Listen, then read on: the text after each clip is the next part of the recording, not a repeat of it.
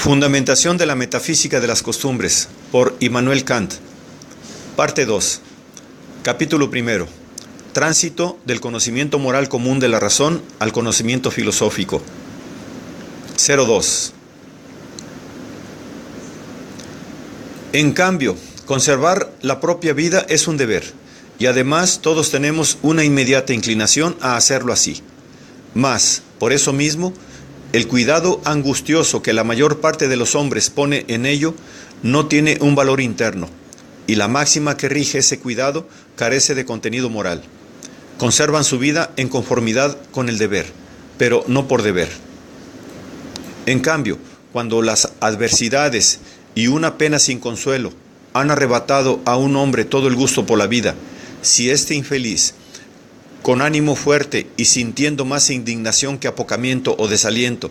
y aún deseando la muerte, conserva su vida sin amarla solo por deber y no por inclinación o miedo, entonces su máxima sí tiene un contenido moral.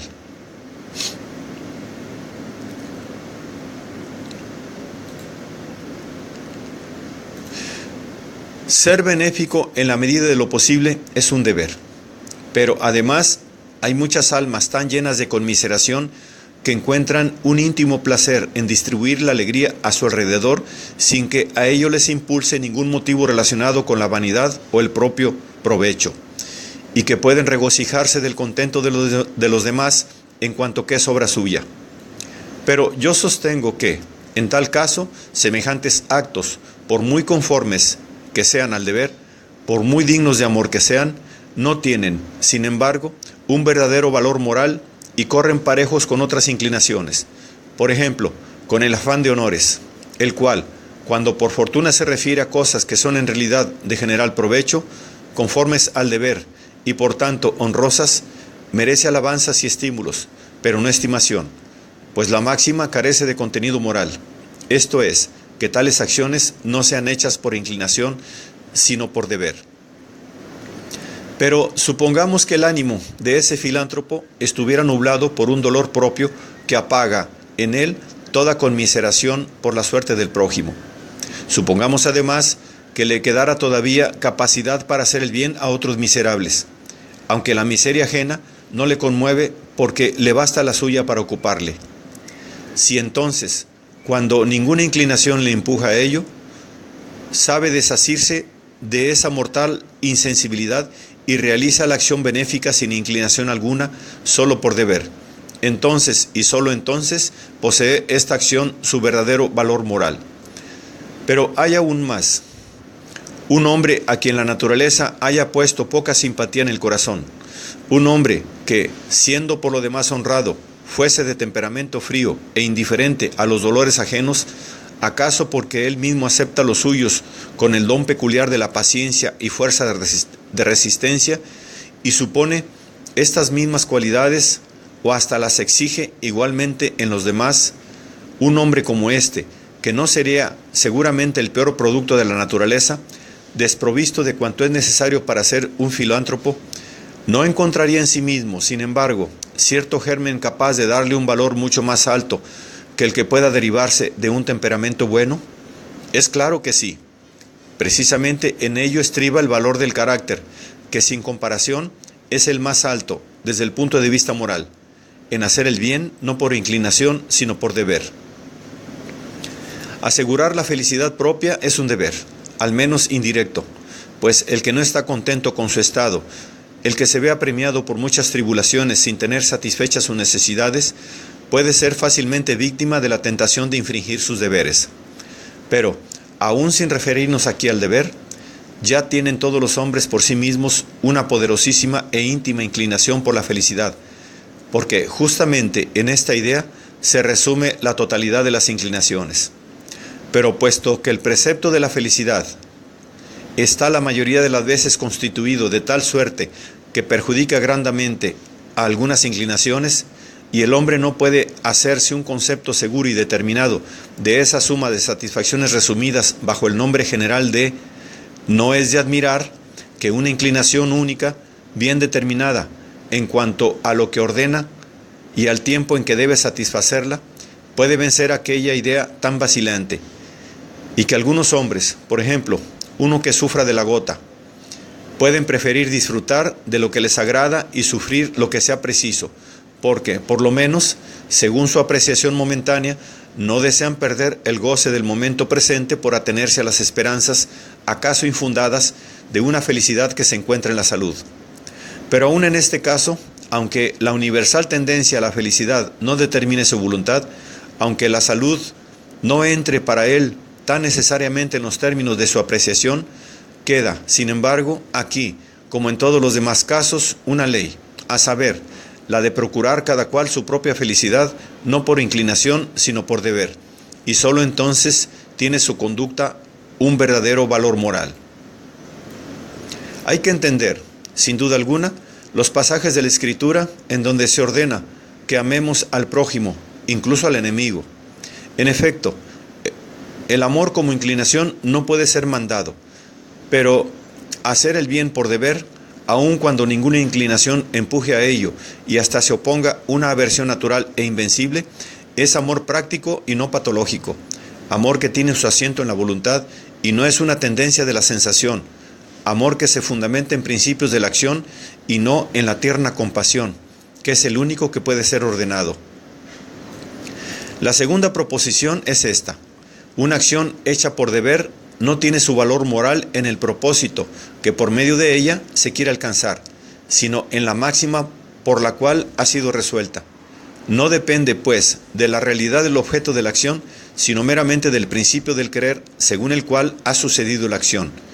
prescindiendo de todos los objetos de la facultad de desear.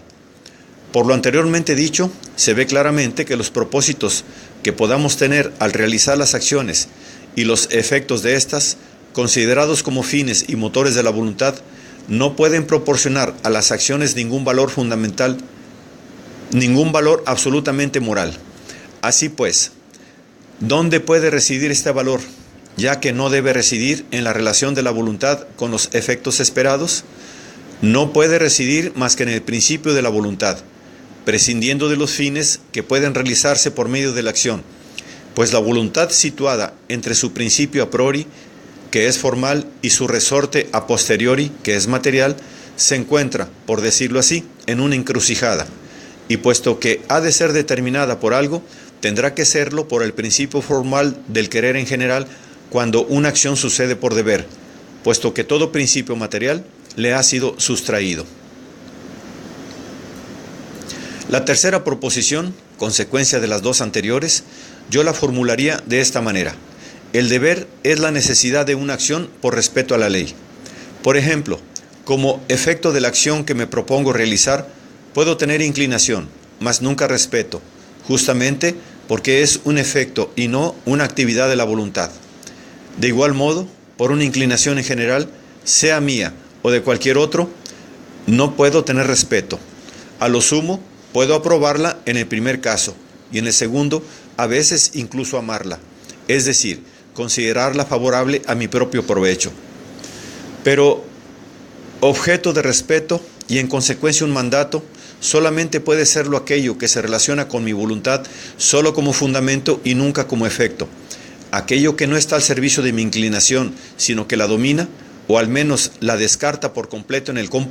cómputo de la elección, esto es, la simple ley en sí misma. Una acción realizada por deber tiene que excluir completamente, por tanto, el influjo de la inclinación, y con este, todo objeto de la voluntad.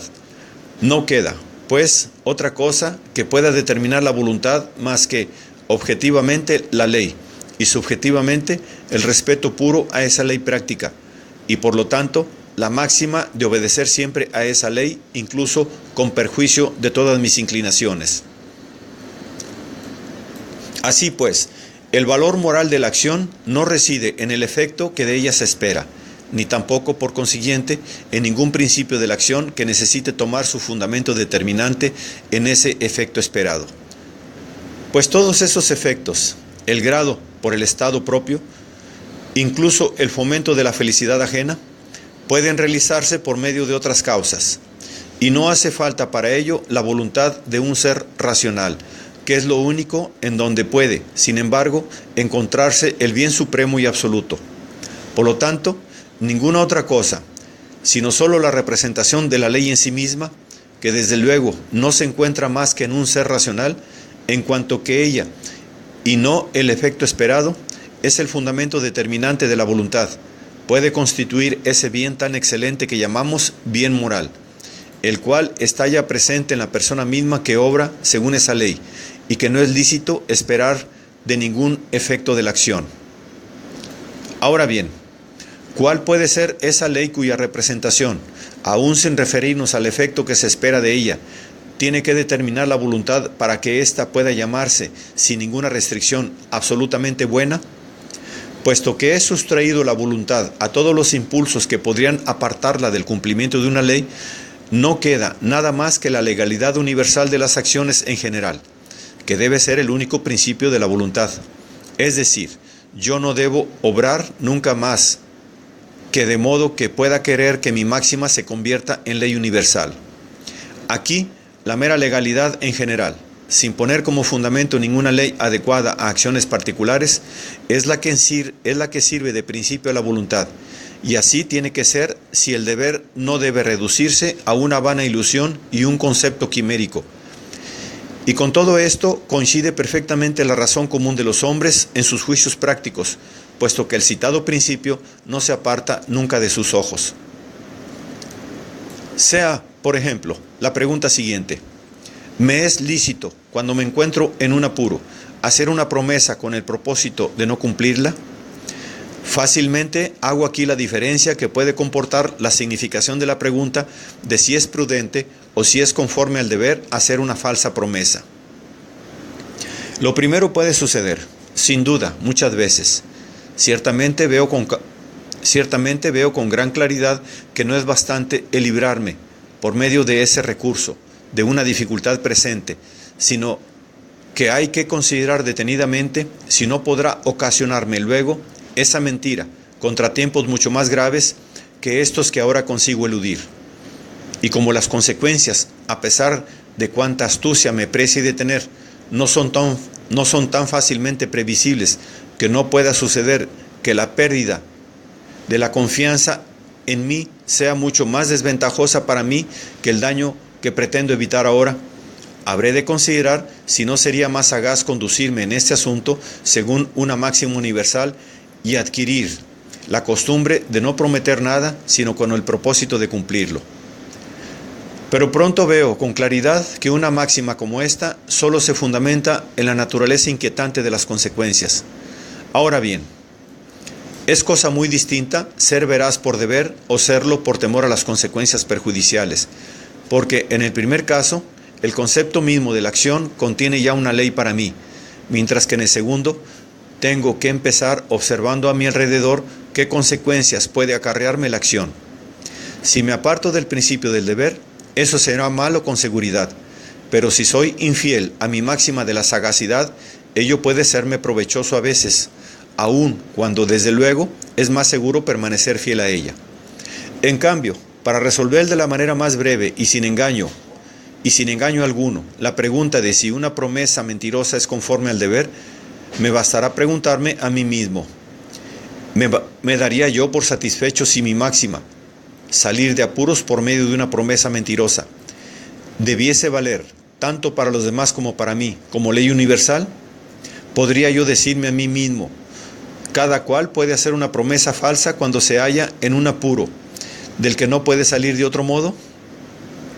Y bien pronto me convenzo de que bien puedo querer la mentira, pero no puedo querer, sin embargo, una ley universal de mentir,